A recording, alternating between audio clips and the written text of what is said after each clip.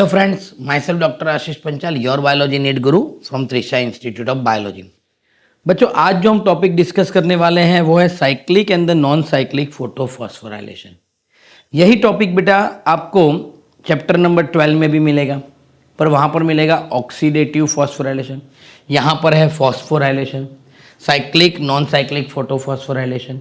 अब देखो बेटा फॉस्फोराइलेशन का मतलब क्या है, जो भी हम एटीपी हमारी बॉडी में बनता है बेटा उसको हम फॉस्फोराइलेशन बोलते हैं। तो अगर आप देख लो बेटा कोई भी लिविंग ऑर्गेनिज्म हो, हर एक लिविंग ऑर्गेनिज्म के पास एक कैपेसिटी होता है कि वो ऑक्सीडाइजेबल सब्सटेंस को ऑक्सीडाइज करके एनर्जी रिलीज करता है। Each and every living organism has capability. The living organism have a capability of extracting the energy from the oxidizable compound. For example, जैसे बेटा फोटोसिंथेसिस है, तो फोटोसिंथेसिस कहाँ पर होता है बेटा, लिविंग ऑर्गेनिज्म में होता है, प्लांट में। तो प्लांट के पास ऐसा एबिलिटी है जो ऑक्सीडाइजेबल सब्सटेंस, और बेटा फोटोसिंथेसिस में ऑक्सीडाइजेबल सब्सटेंस कौन सा है, हमने पहले भी पढ़ा, water. Water is an oxidisable substance, और वो किसको रिड्यूस करता है बेटा, CO2 को रिड्यूस करता है। तो हर एक ऑक्सीडाइजेबल जो सब्सटेंस होता है बेटा उसमें से एनर्जी रिलीज करने की एबिलिटी होती है हर एक लिविंग ऑर्गेनिज्म में। और वो कौन से फॉर्म में स्टोर होता है बेटा, तो it is stored in a form of ATP. So बेटा यही प्रोसेस माइटोकॉन्ड्रिया में भी होता है ड्यूरिंग द रेस्पिरेशन, और क्लोरोप्लास्ट में भी होगा during the photosynthesis. So formation of ATP is known as the phosphorylation. यहां पर देखो बेटा कि all living organisms are capable of extracting the energy from oxidizable substance। कहाँ से बेटा वो एनर्जी एक्सट्रैक्ट करते हैं, ऑक्सीडाइजेबल सब्सटेंस, और वो कौन से फॉर्म में, ATP बॉन्ड के फॉर्म में बेटा उसको स्टोर करते हैं। सो फॉर्मेशन ऑफ ATP जो फॉर्मेशन होता है बेटा उसको क्या बोलते हैं, फॉस्फोराइलेशन। अब ये जो फॉस्फोराइलेशन बेटा वो दो टाइप के फॉस्फोराइलेशन है। जो रेस्पिरेशन में होता है वहाँ पर भी ATP फॉर्म होते हैं, पर वो इन presence of oxidation reduction process होता है, इन प्रेजेंस ऑफ ऑक्सीजन होता है, ऑक्सीजन यूज होता है। यहाँ पर बेटा इन प्रेजेंस ऑफ लाइट होगा। कहाँ पर होगा बेटा, तो ATP is formed from ADP in presence of light energy, that's why it is known as the photophosphorylation. Phosphorylation means formation of ATP from ADP plus PI, and photo मतलब बेटा in presence of light. अब exactly देखिए बेटा, तो there are two type of photophosphorylation. One है बेटा photophosphorylation, एक है बेटा साइक्लिक और दूसरा है नॉन साइक्लिक फोटोफॉस्फोराइलेशन। तो पहले सिर्फ हम साइक्लिक की बात करते हैं, फिर नॉन साइक्लिक देखते हैं। तो इन साइक्लिक फोटोफॉस्फोराइलेशन में क्या होता है बेटा, ध्यान से देखना, इन साइक्लिक फोटोफॉस्फोराइलेशन में ओनली सिंगल LHC यानी बेटा एक ही फोटो सिस्टम वर्क करता है, दैट इज PS1। एक ही फोटो सिस्टम वर्क करेगा बेटा, कौन सा, a single photo system is work, that is PS1। PS1 का जो रिएक्शन सेंटर होगा बेटा क्लोरोफिल A, ये सेंटेंस आपको बहुत अच्छी तरीके से याद करना है बेटा, रिएक्शन सेंटर क्लोरोफिल A, और PS1 absorb the 700 nanometre light. वो कौन सा लाइट बेटा, 700 नैनोमीटर लाइट एब्जॉर्ब करेगा, और उसमें से जो इलेक्ट्रॉन होंगे वो हायर ऑर्बिट में जाएंगे, दैट इज एक्साइटेड होंगे और हायर ऑर्बिट में जाएंगे, और वो कौन एक्सेप्ट करेगा, वो फेरेडॉक्सिन एक्सेप्ट करेगा। ये फेरेडॉक्सिन क्या है बेटा, तो ferredoxin is the electron acceptor. Ferredoxin क्या है, तो इट्स इलेक्ट्रॉन एक्सेप्टर है बेटा।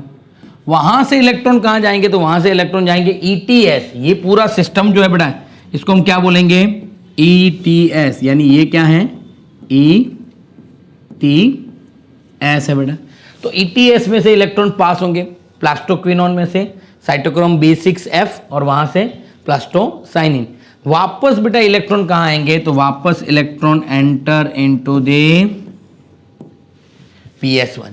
यानी बेटा जहां से इलेक्ट्रॉन इमिट हो रहे थे घूम फिर के वापस वहीं आ रहे हैं। देखो यहां पर लिखा हुआ है, emit electron emitted from the PS1 and return back to the PS1, that's why it is known as the cyclic photophosphorylation। और बेटा उसमें सिर्फ और सिर्फ ओनली PS1 ही इन्वॉल्व होता है बेटा, क्लियर, पता चल गया। अब आगे देखते हैं यहाँ पर नॉन साइक्लिक, जो हमने ऑलरेडी बेटा आगे जेड स्कीम पढ़ा, तो ये जेड स्कीम ही है और कुछ नहीं है। जेड स्कीम में क्या था बेटा, देखो यहाँ पर दोनों फोटो सिस्टम वर्क करते हैं, photo system 1 and photo system 1 and 2 दोनों काम करते हैं। ओके, अब फोटो सिस्टम 2 है बेटा, वो इलेक्ट्रॉन इमिट करेंगे और हम सबको पता है बेटा वो कौन सी लाइट लेंगे, 680 नैनोमीटर लाइट। तो यहाँ आपको क्या लिखना होगा, the reaction centre of PS2 chlorophyll a absorb the 680 nanometre light, और बेटा वो 680 नैनोमीटर लाइट एब्जॉर्ब करते हैं। और दूसरा बेटा वो इलेक्ट्रॉन कहाँ से लाते हैं, तो फोटोलिसिस ऑफ वाटर, वो भी हमने पढ़ा। PS2 पे बेटा फोटोलिसिस ऑफ वाटर होता है, जिसकी वजह से 2 इलेक्ट्रॉन मिलते हैं, 2 हाइड्रोजन मिलते हैं और ऑक्सीजन मिलते हैं। वो इलेक्ट्रॉन जाते हैं बेटा हायर ऑर्बिट में, कहाँ पर, फियोफाइटिन में। अब फियोफाइटिन में से इलेक्ट्रॉन कहाँ जाएंगे बेटा, प्लास्टोक्विनोन, साइटोक्रोम B6F और प्लास्टोसाइनिन ETS में से पास होंगे। यहाँ से पास होने के बाद वो कहाँ जाएंगे बेटा, PS1 के पास जाएंगे, हमने पढ़ा है ऑलरेडी। और PS1 के पास जो इलेक्ट्रॉन इमिट होंगे वो जाएंगे फेरेडॉक्सिन के पास, और लास्ट में वो इलेक्ट्रॉन कौन लेगा बेटा, वो इलेक्ट्रॉन एक्सेप्ट करेगा NADP, और NADP बन जाएगा NADPH2। और यहाँ पर जो बेटा एंजाइम यूज होगा वो एंजाइम होगा NADP reductase, NADP reductase enzyme use होगा बेटा, क्योंकि यहाँ पर NADP का रिडक्शन होगा और बन जाएगा बेटा NADPH2।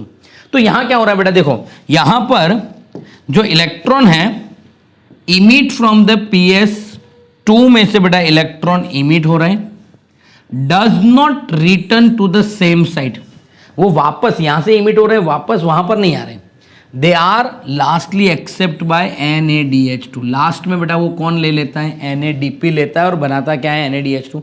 यानी इलेक्ट्रॉन जहां से निकल रहे वहां वापस नहीं आ रहे। That's why it is known as the non cyclic photophosphorylation. Clear बेटा।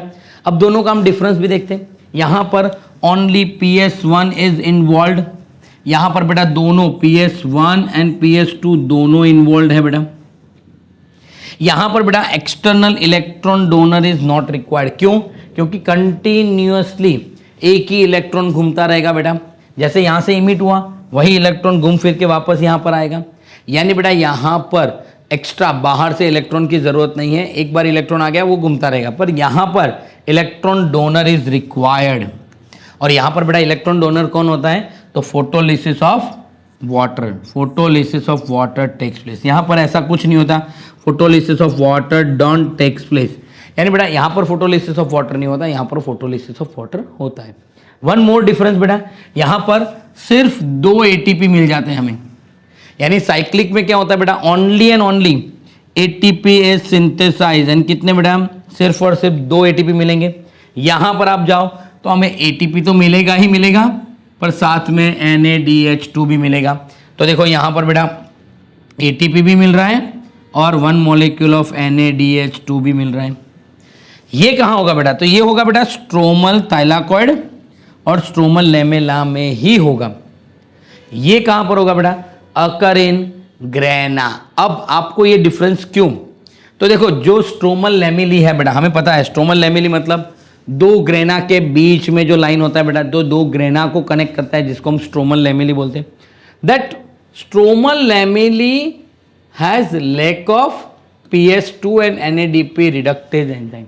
यानी बेटा स्ट्रोमल लेमिली जो होता है उसके पास PS2 नहीं होते, उसके पास NADP रिडक्टेज एंजाइम नहीं होते। PS2 भी ना हो और NADP रिडक्टेज एंजाइम भी ना हो तो ये तो होगा ही नहीं। यानी स्ट्रोमल लेमिले में कभी बेटा नॉन साइक्लिक फोटोफॉस्फोराइलेशन नहीं होगा, सिर्फ और सिर्फ साइक्लिक फोटोफॉस्फोराइलेशन होगा।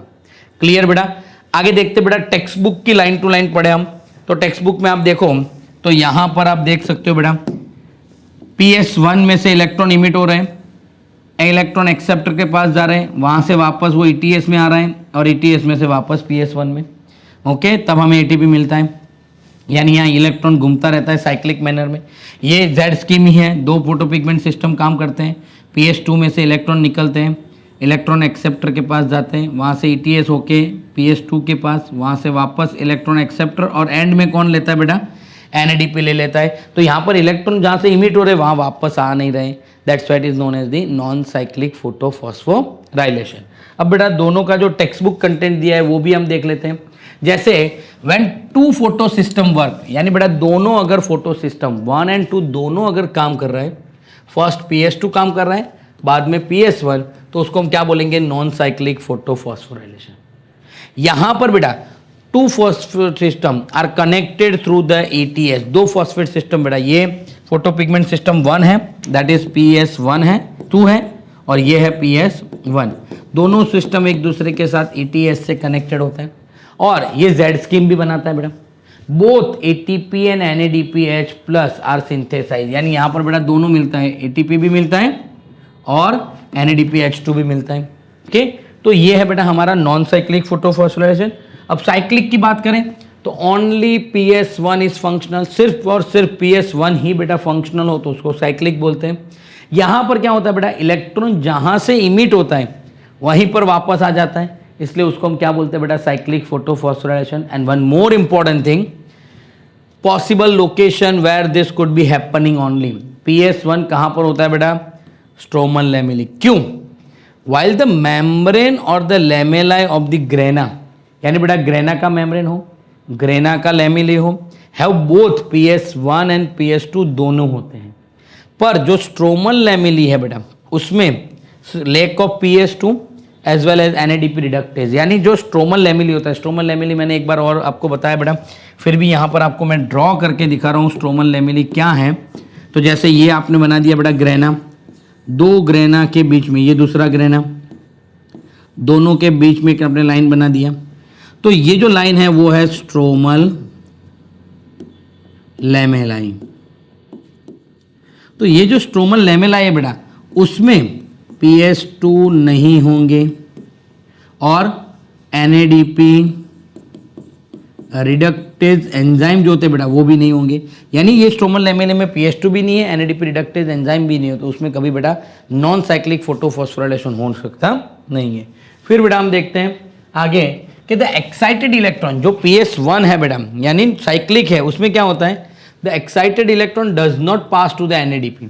एक्साइटेड इलेक्ट्रॉन NADP के पास नहीं जाते, यहाँ से एक्साइट हुए वो NADP के पास नहीं जाएंगे, they are back to the PS1, वो वापस कहाँ जाएंगे? ETS में होके PS1 में ही आएंगे।